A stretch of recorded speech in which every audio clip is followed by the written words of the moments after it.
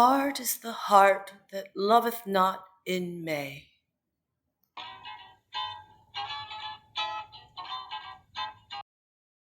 That's what a young man quoted in a letter sent the 1st of May about 30 years ago in an attempt to win my affection. He attributed the quote to Yeats. Now, I didn't really know who Yeats was, other than that he wrote stuff a long time ago, way across the pond, and educated people knew about him. My English lit education is a bit lacking. Now, as small as my little rural school was, all my other high school teachers were excellent. My first few years of high school, I had a very effective English teacher, too. I did read a few classics. What stands out in my mind was Ivanhoe. The reason it stands out is probably because my 14-year-old hormone-fueled self fantasized David Lee Roth's long golden locks flowing in the wind as he galloped through the English countryside.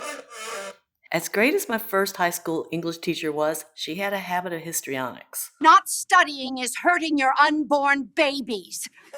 But, folks, it's just this foolish.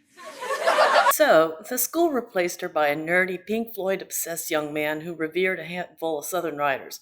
The only thing I remember reading that year was Edgar Allan Poe. My senior year, when we were supposed to study English Lit, the nerdy guy was replaced by a middle-aged lady who had just graduated from college where she'd just completed a thesis on Lord of the Flies. So, guess what was the only thing we read that year? Then I went off to a fancy college, assuming I'd finally make up for the meager literature exposure.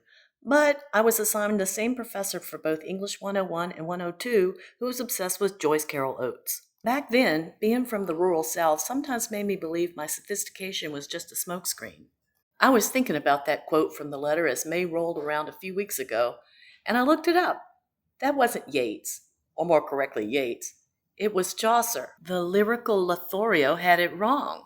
You're in over your head.